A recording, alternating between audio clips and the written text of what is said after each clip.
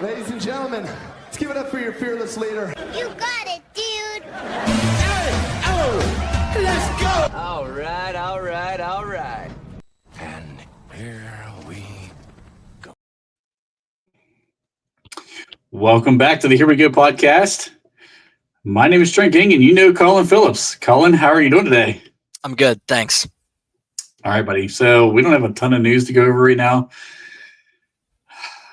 New uniforms. So the alternate uniforms came out.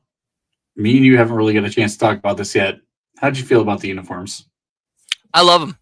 I think it screams like 30s and 60s Steelers. I mean, definitely the yellow helmets carry because I've always loved the gold helmets. Excuse me. It's called Athletic Gold per Alan Saunders, so I'm gonna stick with that. But yeah, no, I liked them. I liked them a lot, and I can't wait to see them. Dude, I can't get behind the whole pants with the outfit. Like the gold pants with the rest of the outfit just kills me. I like the helmet though. The helmet's fucking sweet. I like the helmet.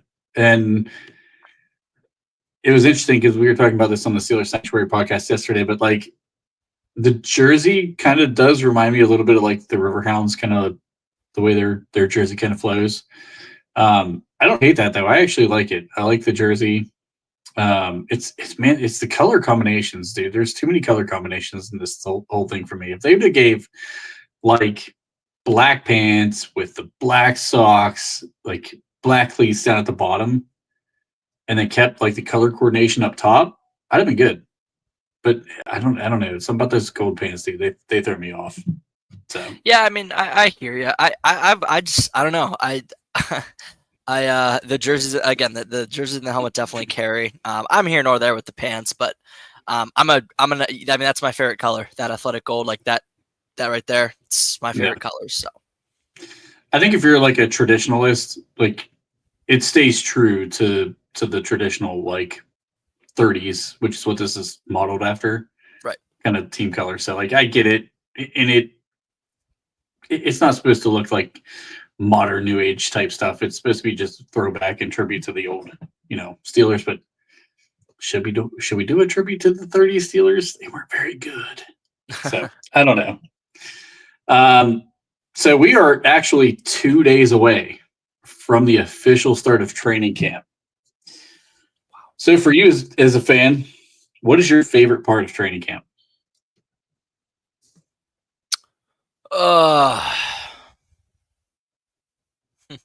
It's a pretty good question. I don't really have one. I would say it's just seeing like all the new guys kind of work out for the first time in a jersey and helmet. I don't know. I never really get like super excited for it. It's just a reminder that there's still 6 weeks till season. So I'm really here nor there with training camp. I would say probably just seeing the new guys. Yeah, I get that. I think it's always been backs on backers for me. Like the backs on backers thing for me is like, I love that drill. I love the physicality of it. I like the guys who show up to that drill and just kind of the way it's played out. Tomlin, like obviously he's always like instigating when that drill's going on. And a lot of the shit talk really happens during that drill. The linebackers are probably the biggest mouths of the second or of most of the defense outside of maybe the corners. Corners, yeah, especially this year. But like, dude, I don't know, man. I just love that drill.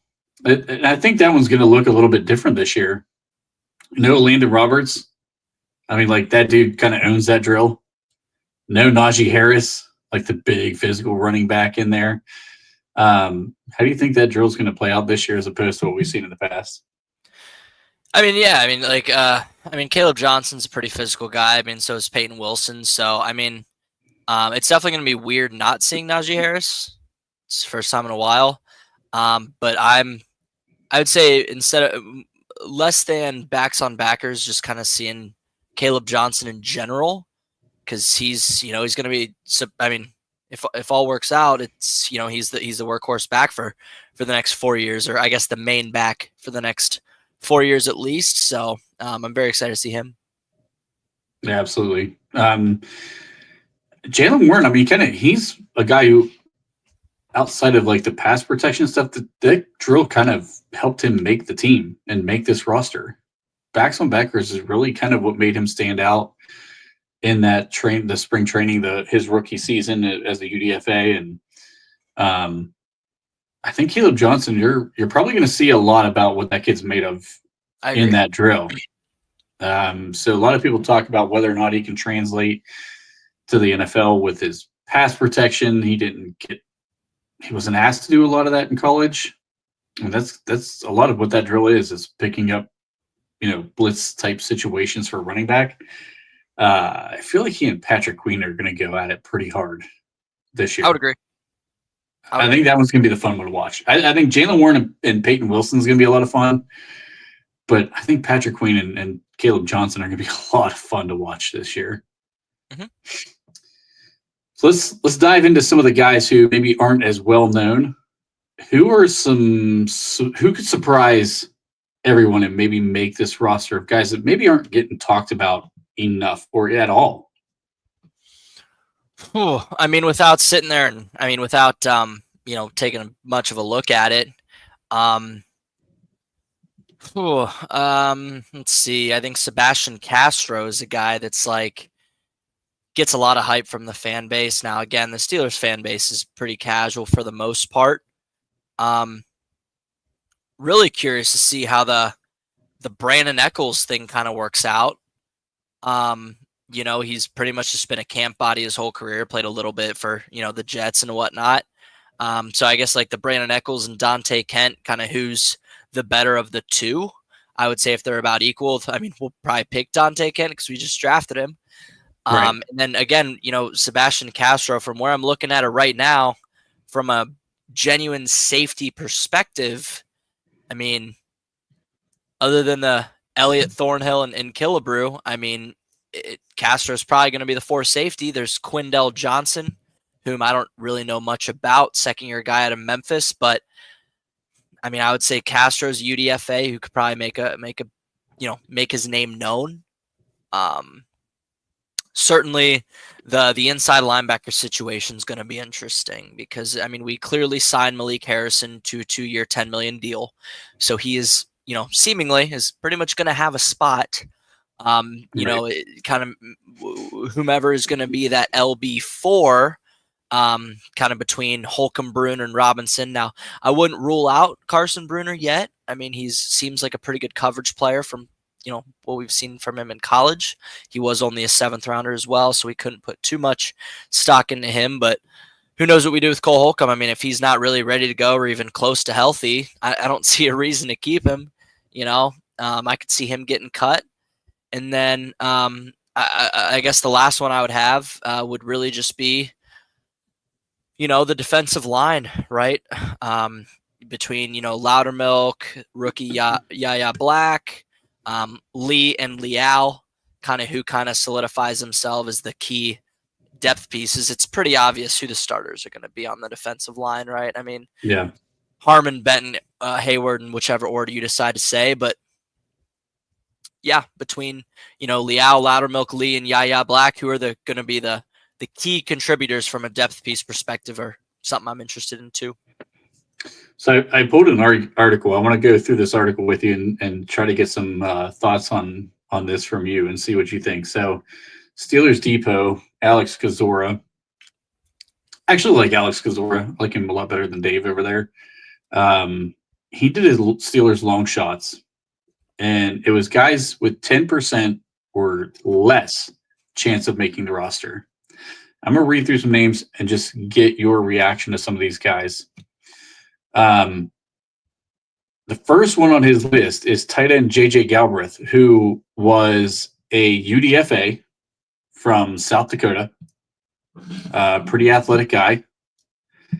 It's kind of an interesting position because I don't think Connor Hayward's as locked in as people may think he is just because he's a Hayward. I think there's going to be a couple guys that actually push him for a roster spot this year. What about J.J. Galbraith? How do you feel about him? UDFA guy. I know people get excited about UDFAs, but they don't typically work out. Don't know much at all. No. So I pulled I pulled a couple things on him here. So his RAS score was very interesting to me. So he's got an 8.4 RAS score. He's short for a tight end and light. He's 6 foot. He is 231 pounds. His bench was 12 reps. Those are horrible for a tight end. However, his 40-yard dash was 4.67. His 20-yard split was 2.67. 10-yard split 1.62. I mean, if you look at his RAS scale, everything across the board is in the elite category. Vertical 38 inches. Broad 10.03. He's an athlete.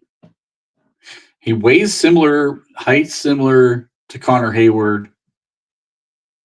Do you think he's a guy who could push Connor out? I mean, from an overall athletic and size perspective, yeah. I mean, from what I'm seeing here, he's 6'0", 3'3", so 6'3" and a third, 231, 12 reps. Pretty fucking fantastic athletic stuff, agility and speed. Listen, Trent, I am pro. I'm very much pro. Get the fuck off my roster, Connor Hayward. So, yeah, I mean, I'm down with that. If that's what you think, Trent, I'm with you, dude. Yeah, I don't see his fit. I'm JJ Galbraith just pro. Get him the fuck off the team. So if that means JJ Galbraith from South Dakota and played with you and I as quarterback and X receiver, that's fine. I like a 4.67. It's good enough. It's good enough convincing for me. I like it. 32-inch arms. It's fine. I bet Connor's like 29. Yeah. God, what is his RAS? That's a fucking RAS score that I'm curious to see. I did not pull his RAS score, but I think he's on the bubble this year. Like pretty convinced he's easily on the bubble this year. 5'11.1", 233, 4'7", 240, 31.875 arms. Yeah. Similar. Very similar. Very similar. Six more reps on bench, but I mean, come on.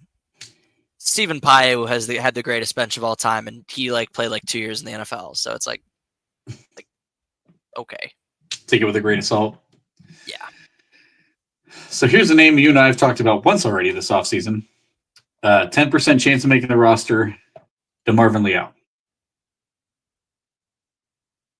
I like him over Loudermilk.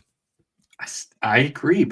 So I think it was Smitty who talked a little bit about him playing exclusively on edge in, was it minicamp, I believe. I don't get that move. Why is he at the edge? I think he'd be better served. Outside of Herbig, we only have two other edge. I mean, he's got to be edge 4. Edge 4 over Sawyer that you just drafted in the 4th round. Fuck yeah, we did just waste a draft pick on that fucker. Yeah, I mean, I don't care. I mean, again, it's defensive tackle 6 or edge 5. What? Yeah, I don't know. He doesn't really stay healthy. He's a tweener. He's lasted 4 whole years in the NFL, so got to give him that. I totally forgot about Sawyer, so yeah, I mean, you got your 4 edge rushers pretty much set, so if he makes it over Sawyer, I'm pretty shocked, but it's possible. Right. But yeah, I mean, I'm pro Leal over Logan Lee or Loudermilk. So I mean, Kyle Lowry, Loudermilk. Yeah, I mean, yeah, Dean Lowry. That contract is ridiculous. The dude from the Patriots, I can't pronounce his name, that they brought over, who's been basically a practice squad guy. I agree, but I didn't hate that pick, that signing. I didn't mind it. I would say if I had it my way, defensive line. Let's go interior defensive line. 4, 5, and 6 would be Yaya Black, Yep, DeMarvin Leal, I agree. and Ikuale. I mean, we're not very He could, deep he there. could, yeah, he could be. I think we have a deep defensive line. We just don't have like a lot of real high end quality players on the defensive line. Yeah, I mean, we have a lot of average, and take that as you will. Again, I'm anti Loudermilk completely, and I am anti Dean Lowry because he's like 33. And I'm not anti Logan Lee, but he's a little small. He's like 285. It's like for sure. It's like it's literally another DeMarvin Leal, but he's not. He doesn't move as well as Leal, so it's like what are we doing? So, Yeah, I don't know. Here's the Colin Phillips special. Scotty Miller, 10% chance to make the roster. How you feel about Scotty? Well, depends on how many receivers we'll keep. I mean, looking here, tight end, Muth, Jonnu, Darnell. We'll keep 4 tight ends on the on the 53. So, Muth, Jonnu, Washington, and Galbraith are my 4. So that leaves only 5 receivers as opposed to typically 6. I would say Metcalf, Austin, Robert Woods, Roman Wilson. That's pretty much a guaranteed 4. Yeah, I'm pro Ben Skoranek over Scotty Miller. So yeah, 100%. Yeah. That's a no-go for me. Adam brings up a good point, and this is exactly the point we talked about last time. Is I do want some of the backups to have a little bit of pass rush, and that's why I think you and I both like him over Loudermilk. Yes. Yeah, I'm talking about Leal. Yes. And Cora brings up this one. It was 2 years ago because last year he got hurt very early in the season and lost his entire season because of that stinger. Yeah, it was 2 years ago. Last preseason game. Yeah, it was 2 years ago. He was on the shit list because he was fat and overweight and didn't really show up. So that's all it was. But I mean, he maintained a spot. So I mean, they're all bubble guys. It's training camp's not going to be the thing that's going to tell you, yeah, this 320-pound man separates himself from this other 320-pound man. It's training camp. So that'll be preseason. So I think that's conversation that's for preseason. Personally. I'm not going through this entire list, but I'm going to pick some names here that are interesting that I think are getting a lot of conversation around them. So here's one that has gotten a ton of conversation since the George Pickens trade. Rock Taylor. Where are you at on Rock Taylor? I mean, if he could play special teams better than Skoranek, do it. There's not a lot of room for receivers in this offense, and I've said it, and I've said it, and I've said it. And that's why my Twitter is becoming slowly into golf Twitter because it's the same shit over and over again. Oh my God, we need to go get Terry McLaurin. Oh my God, we need to do that. It's like, no, there's just no room for a lot of receivers in this offense. There's 2 guys in a Z. The Z is going to get 35 targets. The S is going to get 62, and the Z is going to get 95.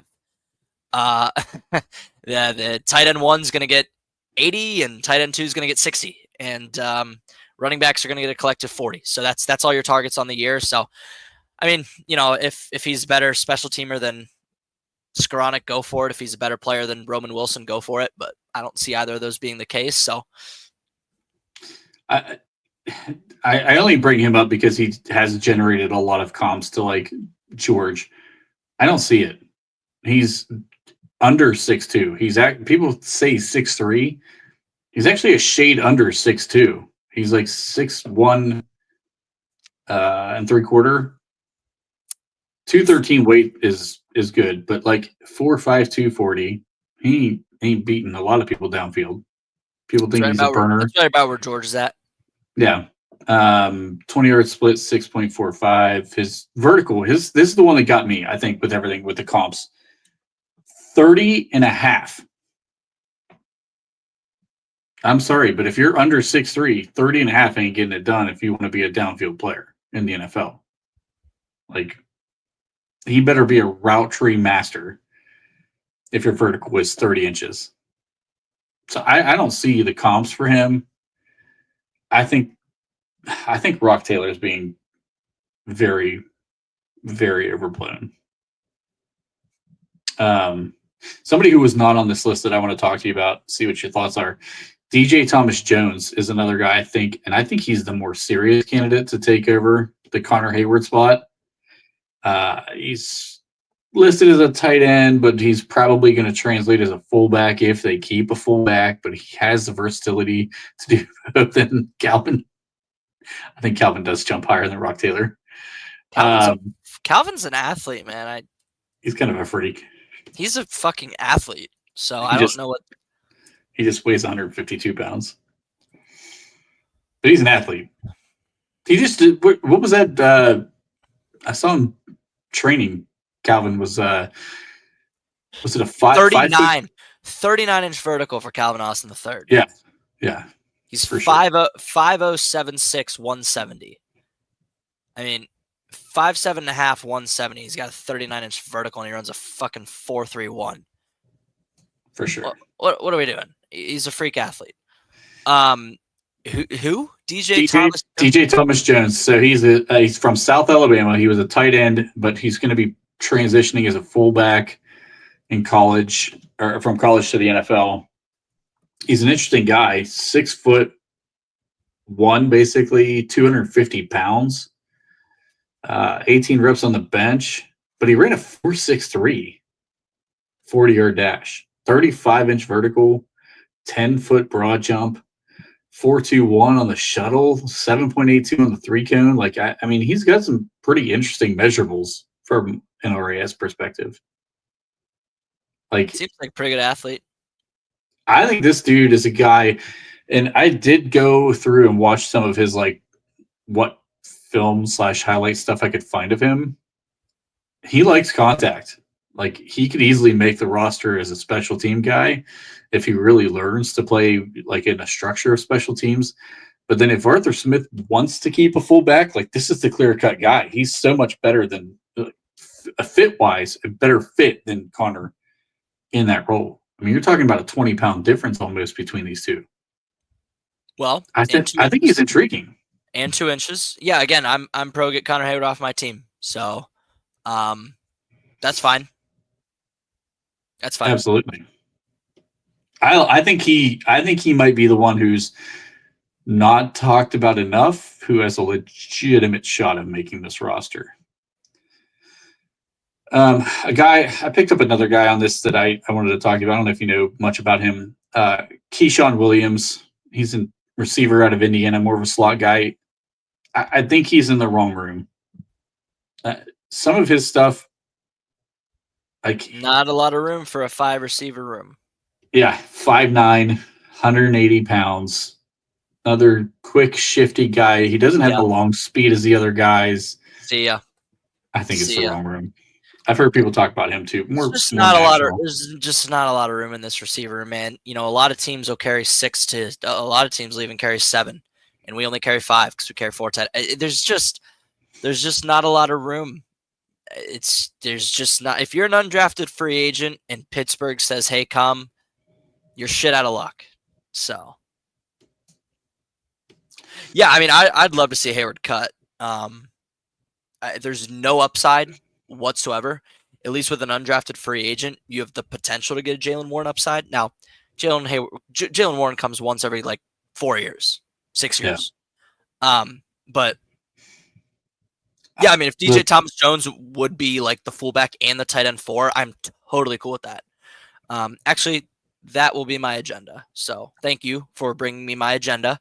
DJ Thomas Jones, you are on the list. And I want him to be the fullback / TE4. So I think people are going to fall in love with Galbraith because of the athleticism, and they're going to want him to replace Connor Hayward, like the fan base. I think this dude actually replaces Connor Hayward on the roster. Like, I'm pretty sold. Corp says you're welcome. All right, let's talk about one guy who I think, because of the room he's in right now, is going to be really interesting. He actually was not a UDFA, 7th round pick, Dante Kent. You want me to read through some of his RAS stuff for you real quick? Do it. 5'10", 187, bench 14, which actually is pretty decent. especially for his size. He had a 40, a 4.38, which is pretty smoking. 20-yard split was 2.56, fantastic. 10-yard split 1.53, fantastic. His shuttle and 3-cone drills were freaking awful, dude. 4.38. He got a 3.19 there. 3-cone drill 7.15. You get a 3.63. But then again, athleticism, he turns it around. 38.5-inch vertical, 10.03 broad jump. Interesting prospect. Yeah, 4.38. Yeah, Crowded room though in the DB room. Like it's a crowded room, and again, I don't know. I feel like I like my nickel dime defenders to be a little bit more laterally quick. That does scare me a little bit. Now, from the perspective of if you want to have him as a return man, that means you're pretty much restricting Calvin Austin to be only a slot receiver, and he's not a good enough slot receiver to not play special teams punt return. So better make it as a corner, because I don't think being a punt returner alone is going to carry him to a spot on the 53. But there's some people who think Kent is intriguing as a corner and a return guy. I mean, yeah, again, limiting to Calvin Austin and being only a slot guy is certainly a choice. But, I mean, Don't they kick returner at his size? 187? That's light for a kick returner. That's fine. It's the league's designed to protect returners nowadays. The league is designed to protect them. Rashid Shaheed's fucking 158 pounds. I mean, yeah. Okay, he's 187. Great. He's probably heavier than like 40% of the other return men. No. I'm going no on that. There is no chance in hell. First of all, okay, so Dante Kent's biggest knock coming out is he was not very technically sound as a cover corner. He really struggled there. And I think that his spot is, man, he better learn to cover on punt return too. Like he's gonna have to win this roster spot. I think in a lot of different ways, and it's all special teams related. But he better be really good at multiple special teams phases. Like you can't just be a kick returner and make this roster, because that's just not going to work. You can't just be a punt returner and make this roster. You have to be able to play. Even if he like somehow wins a spot in the dime packages. And that's what Bruner, that's how I think Bruner makes a spot over Robinson, is he provides a lot more special teams upside. Yeah. So. See that? Jesus Christ. We cannot get to one freaking podcast without Cordero goddamn Patterson making it. Can they cut him, please? Like, can we just cut him tomorrow? Like, don't even let him get to training camp. Just cut Patterson and be done with it. He'll be cut soon. I hope so. He's terrible. I don't know. I mean, there's just some kind of the bubble guys I wanted to talk about. Do you have anything else on the bubble guys? I think you pretty much covered your base there. I pay very little attention to the bubble guys because it's like 30% of them are going to make the roster. So it's like, yeah. Let's get into something that's going to be interesting. So we've got a lot of new faces in Pittsburgh. DK Metcalf kind of led the charge as being a new face in Pittsburgh because he was one of the first guys to get here from an outside organization. You also brought in, guys like Darius Slay. You brought in Jalen Ramsey through a trade. You've already got Joey Porter Jr. Who's getting the first crack of DK Metcalf? Hopefully Porter. I agree. So tell the people why Porter should be the guy. I mean, it'd be stupid not to. Darius Slay's been doing this thing for 13 years. Jalen Ramsey's been a premier top 5 to 10 corner perennially in this league for fucking 9 years now. I mean, it's stupid not to. It's a no-brainer. I mean, the people should know. I mean, it's like one guy's 35, the other guy's 31, and then the other guy's 24. It's a no-brainer. There's not much to I'm sorry, I'm not giving you much. I just don't think there's a lot to explain. I mean, Right. Well, I think the other thing too is, so from my standpoint, Slay has faced DK in live action and Yeah. played him pretty well. Yes. Jalen Ramsey has faced him a ton Yes. and played him extremely well. It's not the same. JPJ had his, I would argue, outside of the T. Higgins game, his worst game as a pro came against DK Metcalf. Outside of the T. Higgins game last year, I think DK gave Porter probably the biggest issues of any receiver he's faced. And Well, T. Higgins, this would help set him up for facing T. Higgins again down the line, because we're going to see him twice. T. Higgins gave JPJ problems in 2023 as well. JPJ's rookie. I mean, yeah, it's a no-brainer. I mean, if the people need an explanation, I don't know what to tell them. I think it's a no-brainer. I think the Steelers are stupid not to put JPJ on him all the time, nonstop, like 100%. glue, like white on rice, dude. So. And I do agree with Quarter, but I think JPJ is going to ask for that matchup early and often in camp. Good. So you don't shy away from it. I mean, he's not scared. So one thing I'll give him the benefit of the doubt for, no matter how technically he doesn't up here, he's got it. It's just, technically speaking, he doesn't, and a lot of that's coaching. But yep. So as we go into camp here, what is the biggest team need that you see? So we talked about this a little bit, so I'm not going to spend a ton of time on it. But I could make an argument that swing tackle is still a pretty significant need. Free safety is a significant need. Obviously, the receiver could be a need. What do you think still our biggest need on the board?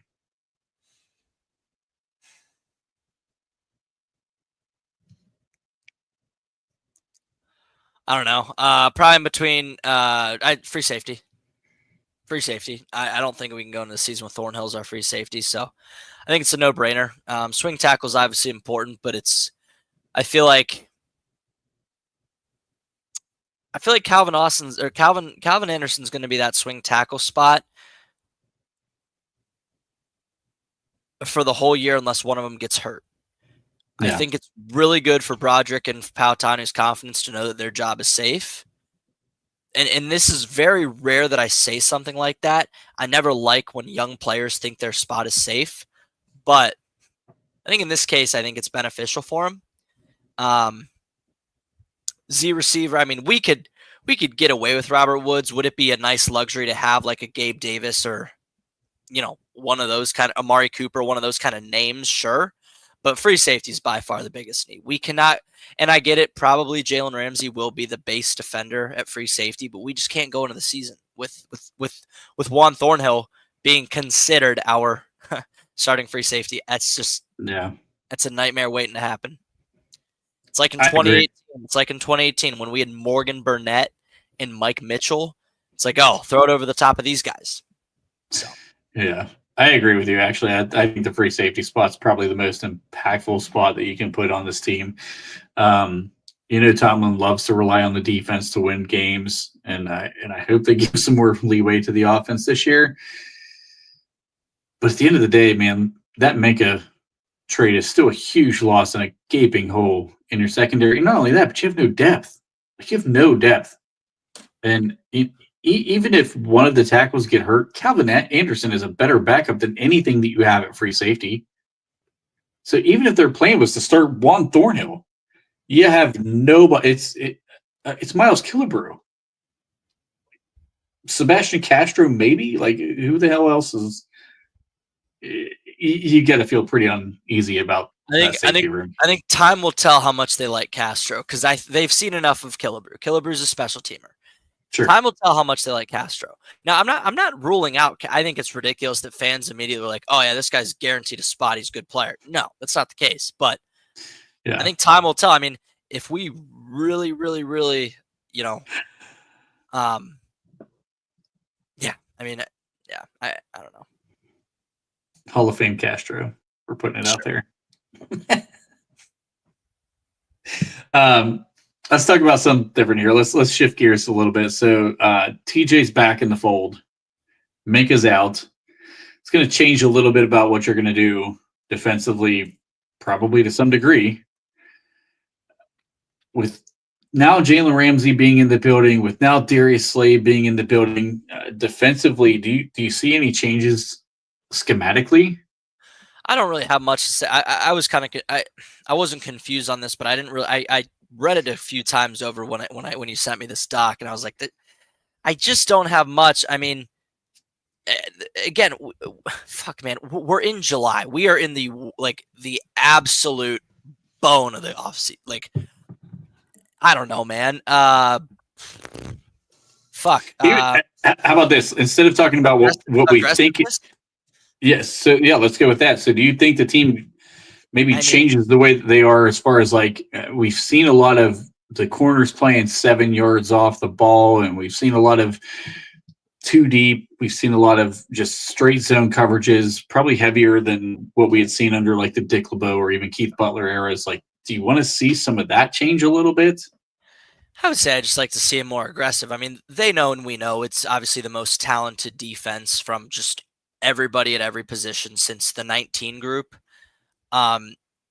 We were not, I would say we were very aggressive with our corners. We saw a lot of Hilton blitzing, Joe Hayden playing press. Joe Hayden, well, he was a favorably zoned corner, and he kind of liked the off man. But I just think from an overall, again, the only thing I really have to say is I think this defense will be more aggressive this year. But I mean, we haven't seen anything to. I mean, we have seen no evidence either way. This is right. This is a August 25th question. I mean, more blitzing. I'm reading it over. No, I don't know.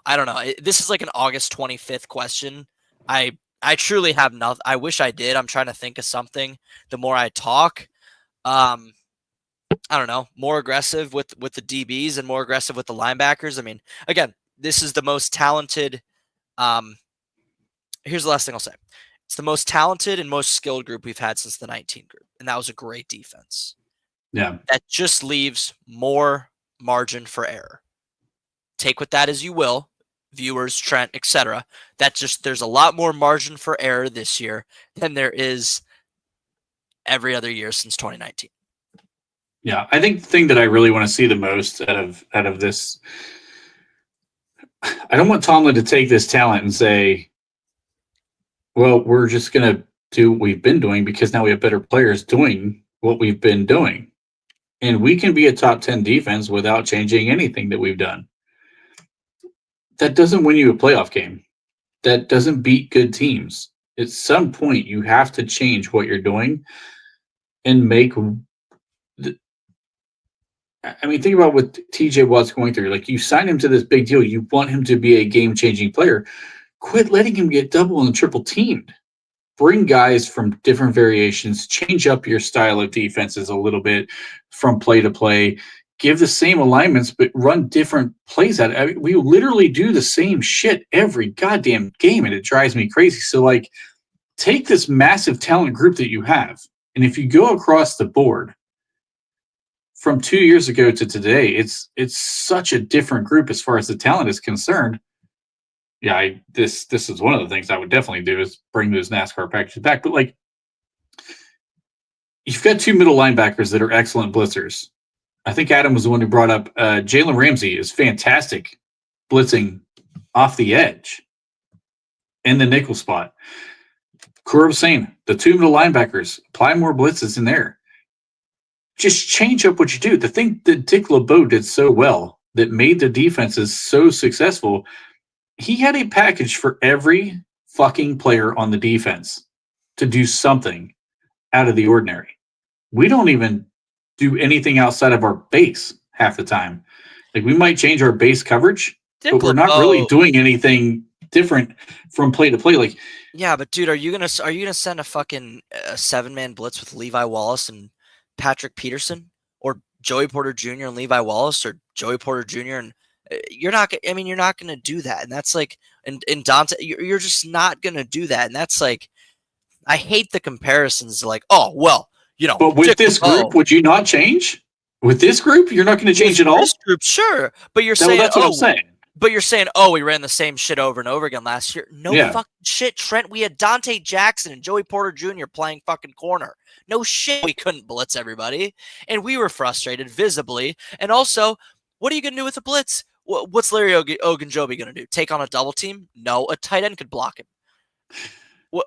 Right? Like, Keanu Benton had a rough year. TJ Watt was fucking hurt. Alex Highsmith's always hurt. It's just hard to really sit there and be like, yeah, that group from 23 or 22 to 24, those 3 seasons really could have done more with like a blitzing. It's like, the more I think about it, it had to be more just overall. You had to micromanage it better because you had Levi Wallace and Patrick Peterson one year, and then you had Minka Fitzpatrick and DeMonte KZ and Keanu Neal on the back end the one year, and then last year was Dante Jackson, Joey Porter Jr., who proved after like 2 weeks that neither could really play man coverage. So I mean, I don't know. I think this year isn't that more of a reason to change though? Like you're sitting here like, okay, we have shit secondary guys, so let's allow more time for the quarterback to stand in the pocket because we're really not applying much pressure. It's TJ Watt or bust most of the time. Let's be honest. Like that was the problem. You needed to do something different. Playing it safe and just trying to hold them to a field goal every game. Eventually, that wasn't going to win against good teams because the guys like Burrow were going to pick you apart. Mahomes was going to pick you apart. Hell, Jalen Hurts torched us. I mean, he torched us in that game. It was short routes. It wasn't like a lot of downfield over the top stuff. But like, I'm sorry, but when you're playing 7 yards off with shit corners and you're applying no pressure from the blitz packages, you basically were handing A.J. Brown the keys to go 7 yard slants every time. And how many of those is he going to break a tackle on? Well, at 230 pounds. The Philly game was different. That's a hard example to use, Trent. That game was just we got outclassed. I mean, nobody really gets pressure on that offensive line. Nobody stops Saquon Barkley. Nobody stops that receiving group. It's really one of those things where we just got outclassed. Like we just had a way worse team. The Burrow thing, I hear you. We should have put more pressure on Burrow. But also, for as good of a blitzer as Patrick Queen and Peyton Wilson are, they're also fairly good in coverage. At least Peyton Wilson had a really good year in coverage. Yeah. Queen was iffy. Queen was still learning what it was like to be a Mike linebacker. He had played Will for 4 years, so he was still learning. I just think that this year specifically, I agree with you, Corb. I agree. You do have to change.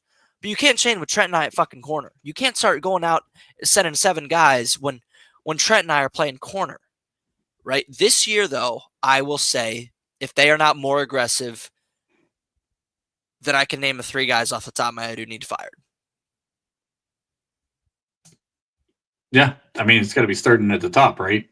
I mean, dude, that 19 group had Devin fucking Bush coming in blitz packages. If you don't think this 25 group's going to have Patrick Queen at least coming in on a few, you're out of your mind. I hope so. And that's what I'm advocating for is I just want to see this team be more aggressive. And you have to understand. And you take away the excuses because the 3 corners across the field, 2 of them are probably in the top 20 range. Yeah. 20 to 25 range. Yeah. And I mean, Joey, if he improves at all, he's got to be in the top 35 range, right? I mean, like, you should be able to do something with that defense. Even if fucking Juan Thornhill is the deep guy, you still have to trust those guys up front to hold long enough. And still the common denominator between the LeBeau teams, the Keith Butler team, it's all Tomlin. So it is truly Tomlin's defense. Sure. I think Tomlin knows just as we know. It's easily the most skilled and talented defense we've had since that 19 group. And we did a lot of funky little shit with that group, and it fucking worked. So I think we're stupid to believe that it won't work. So, do you think they try to move TJ around? Yes. Yes. A lot better interior presence this year. A lot.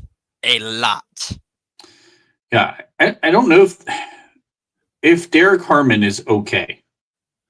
And let's get Lario is horrible. He has to be as a rookie in a first-round draft pick is okay. Yeah. If he's average, I'm cool with it. And he provides a little pass rush. Yeah, I don't think you have to move TJ as much as what people think you do. If he's average, listen, Trent, it really boils down to this, man. There are 6 positions on this team that need to be average for us to work, right? Okay. Tackle, For sure. defensive tackle, Ogunjobi's replacement, Patrick Yes. Queen, Slay, and Porter. Like that's it. It's that simple. Like that's end of discussion. It's like Ogunjobi was terrible. Dante Jackson was terrible. Quarterbacks were terrible. Dan Moore, terrible. Broderick Jones, terrible. Like it's really like if these guys go from terrible to just solid, not even solid. Solid's like 6.5 out of 10. If they're 5 out of 10 players, 5 out of 10 position groups, I think we're totally good.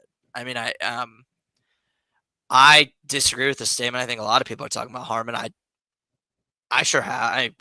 I mean, I don't think a lot of people were talking about him like a first round pick, though. Maybe he's what he's referring to. He's a little bit of an underwhelming first round pick, sure, and it's also like, oh, another defensive lineman. I mean, we've done as much as we can with the front 7, so it's like, I don't know. I think that if Harmon's literally average, I think the defense gets a lot better because we know we're getting average at least average from Slay and Ramsey. Sure. So if he's average, I think we're good. Yeah.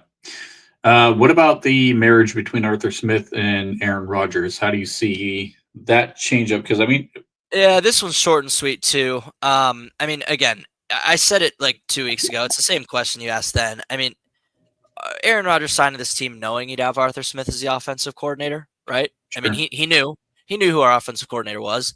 So I really think that I think both are going to adjust to each other equally. I think there's going to be some kinks the first few games, but I don't see it being an issue because again, like I said 2 weeks ago, I'll say it now. Rodgers knew exactly what offense he was coming into when he signed. Yeah, and Arthur Smith has now since admitted that they've been working on a Aaron Rodgers package or system, I guess I should say, since well before anyone knew he was signing here. I mean, he's talking like 3 months ago. They started putting together an Aaron Rodgers type of offense. So I think it's interesting that Arthur said he had to really change his offense for the 2 quarterbacks that we had last year. Neither threw over the middle. I hope that's the biggest change out of the entire offense. It's just that if you don't throw over the middle, then why the hell did you bring Jonnu Smith into the mix? Like, you've got 2 tight ends who can catch the ball, who can get open. You got one that's extremely athletic in Jonnu Smith. You've got to throw over the goddamn middle of the field, and that should help open up DK. Even if you don't have a strong Z receiver, it should at least alleviate some of the double team over the top with DK Metcalf, or the least, if they want to continue to double team DK Metcalf, both tight ends should have free reign to run all over the middle of the field, and you should be able to run some crossing routes with the slot corner or slot receivers, whether it be Calvin Austin, Roman Wilson, whoever's there. It doesn't really matter. Like, it's got to open some things up, right? And then having a quarterback that actually knows how to throw over the middle probably doesn't hurt either. Yeah, I mean, again, the 2 things that are better about this offense is the quarterback, and we have a running back who fits the scheme. So yeah, absolutely. So let's get down to kind of the last point that I had for the evening. Can this team compete and make a little bit of noise in the playoffs? I think we have a really hard schedule. I'll say it again. This team goes where the tackles take us. If the tackles are average and if Derek Harmon is average and the corner group is average, I think you're looking at a team that's a lot better than 7 wins just because, again, we have a much better quarterback this year. But a lot of it really is Trent. It's barring injury. I mean, yeah, it's most teams. Yeah. Obviously, yes. I mean, most teams are saying, okay, barring injury. But this year for us specifically, just because we have a lot of age at those certain key positions, if you will. There's a lot of age there. That's the biggest thing. And then again, I mean, it's if the tackles can be average, and I think we're good. I think we are looking at a much better team. So I don't see a reason why this team doesn't get to at least 11 wins. Yeah. I mean, if we don't win a playoff game, it's because we went 9-8 and drew the 2nd seed. I think this team can truly get a 5 seed, can truly compete for the division, and can truly compete for this conference. I really do. Barring injury and assuming the tackles are average, Rodgers is better than Russ, not hard to do. Derek Harmon is better than Larry O, not hard to do. And the corner group, the corner trio of Porter, Slay, Ramsey is better than fucking Cam Sutton, Joey Porter Jr., and Dante Jackson. I think we're looking at a really good fucking team, Trent. I'm super excited. I just don't seem it because it's July 22nd. 22nd. So I think it's probably pretty easy to guess the Cleveland Browns are going to be the worst team in the division this year. I don't think anybody's going to dispute that. Dude, that team would be lucky to win 2 games. Wow. They're god awful. Have you seen that schedule? I didn't even pay attention to it. All I had to do was see the roster. They're awful. Dude, they're not winning a game after Halloween. That's amazing. Oh my God. It's like Pittsburgh twice, Baltimore twice, Cincy once, Detroit, Green Bay, Minnesota. Oh my God. It's absurd. And then I think they have like Vegas, who we all know like got way better. Yeah. Like I don't think they're gonna win a game after Halloween. I'm serious. I hope they don't, dude. I'll be honest with you. I hope they don't. How do you feel about our team versus Cincinnati right now? How do you feel like we compare? Let's assume I don't even know what's going to happen with this at this point. This is going to be a shit show. But let's assume the Trey Hendrickson thing goes through, and let's assume the Shamar Stewart thing actually goes through, and they sign both guys. How do you feel about the 2 rosters with us in Cincinnati? We're 3 games better than them. I agree. I don't think Cincinnati's anywhere near as good as people think they are. I mean, so I made this analogy earlier. The 2020s Cincinnati Bengals are going to be the 2000s San Diego Chargers. They will occasionally contend, but they will be the epitome of stacked at the perfect spots, not stacked at the worst spots. I mean, truly. Half of their defense, half of their defensive starters are considered trivia questions. Those are fucking trivia questions in the majority of fans. Now, you and I are the top 5%, but if I ask my one buddy that I work with, who's just a 50% casual, who DJ Turner played for, he'd be like, "Who the fuck are you talking about?" Or if I asked him, who does Jermaine Pratt play linebacker for? He'd be like, "Who the fuck are you talking about?" That is what I'm saying. It's ridiculous. Yeah. This team, that Bengals team is going to be the 2000s Chargers, perennially anywhere from 7 to 9 wins. I'll give them 10 because Burrow's better than Rivers. 7 to 10 wins, and just they're nothing. It's a nothing burger every year, and it's going to be because they gave their 2 big badass receivers monster contracts. They had to change the stadium name to pay their quarterback. They do nothing proactive with their offensive line or their defense. The time they actually tried to be proactive with their defense, they can't even fucking sign their first rounder. It's just it's hell. And I hope Mike Brown lives till he's 150. I hope that guy lives till he's 150 and just pulls this shit year after year after year. I'll be honest with you. I don't think they're going to win more than 7 games. Even if they get both guys back in the building, I don't think they're more than a 7-win team because they won't get both guys back in that building. Let's make that perfectly clear for everybody watching. I'm very questionable about it. They are not getting both those guys in that building, especially by week 1. No, because I mean, Hendrickson, he was in Cincinnati. He just left yesterday. He went to Florida with his wife. He bailed on Cincinnati. Stewart, I mean, there's people talking about him trying to get back into college, even though Texas A&M said he's not coming back. But it's a messy situation. Their contract negotiations just you've got to have an organization with terrible morale right now. If you're watching this unfold, I just looked at their schedule. I'm with you. I see 7. I think it's a 7-win team this year. 7. As good as Burrow and Chase and T. Higgins are, I'm not a Chase Brown believer. I think he's fine. Okay, I'm not gonna like bash him, but like I like him. behind that offensive line, like it's rough sledding. He was kinda, really good. He was a really good RB2 for me last year in fantasy, so I like him. Yeah, I think I got him undrafted last year, and it was the best move I ever made. So yeah, he and Jalen Warren actually kind of remind me a lot of each other and their play style. You know, they have that quick burst acceleration.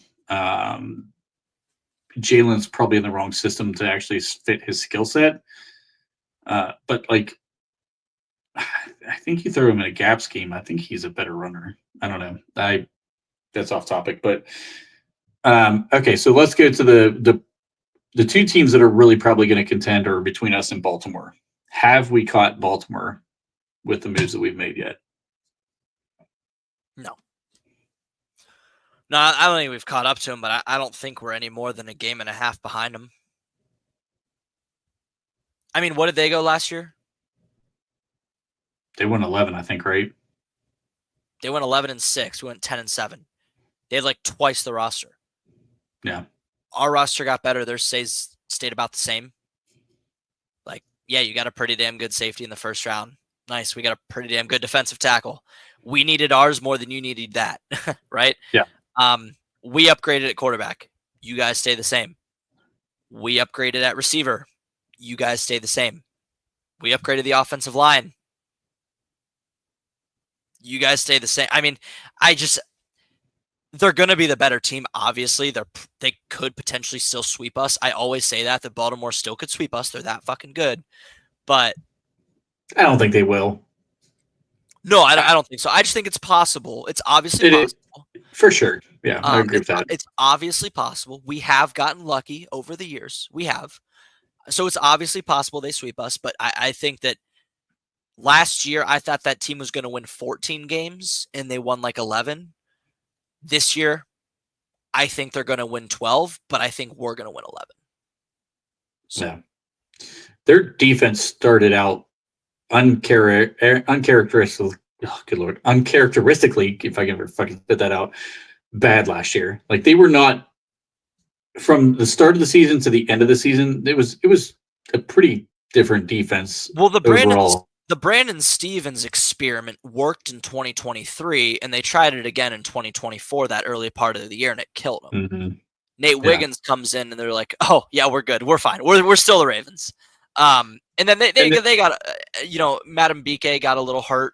Odafe Owe, their better edge rusher. They're both pretty mid, but their better one had battled injuries. Kyle Hamilton battled injuries. And then when they moved Kyle Hamilton back and out of the box, they played better. Yeah, when they moved him back into that more free safety, roaming safety type of role, like their defense did get pretty damn good at that point. So yeah, I mean, again, they're the better team, but they're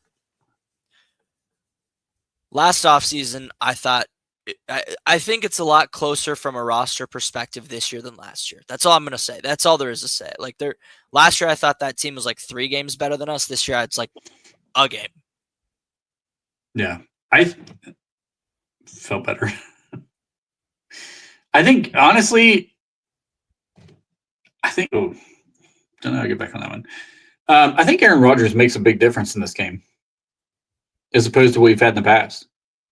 Because for once, we can actually intimidate that defense a little bit because Aaron's still playing it. If he plays at the same level he played at the back half of last year, I think it makes a difference against the Baltimore Ravens. They can't key on the run the same as what they did in the last, 4, 5 freaking years. I think that makes a big difference because Aaron can hopefully have the freedom to audible at the line of scrimmage, change plays. He reads defenses as well as anybody else that's played this game. It's going to be interesting to watch the chess match, I think, between Aaron Rodgers and John Harbaugh in that defense. It's going to be a lot of fun. Yeah, I mean, again, we're better than we were last year, and they stayed about the same. So Yeah. in essence, we're closer. I think so. Be interesting to see how it all plays out. But I think you're right. I think we're going to be contending for the AFC North. I don't think we get there, and I'm sure at some point we'll do a prediction show. We're pretty far off of that right now, but like, man, it's July 22nd. Yeah. It really is July 22nd. So it's hard to speculate right now. Sure. This is, everything we've been discussing the last 3 weeks is just July bullshit. So I think we'll have a better idea next week and probably closer to the preseason. We had a really good preseason episode last year, so we'll have a good one this year. Yeah, it was pretty bad. Darth, I'm with you on that one, buddy. That, especially the playoff loss, man. That was bad. Yeah, that was Najee and Minka's last game. How do you think I feel?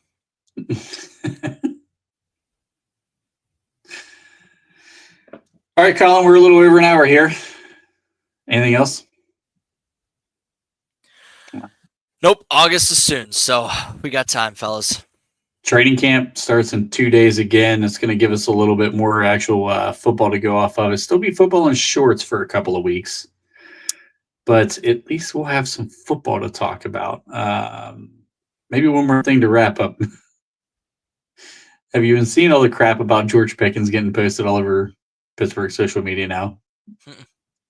The people posting about the touchdown. He and Dak, Dak and CeeDee Lamb, this can be the greatest connection, second greatest connection in football right now.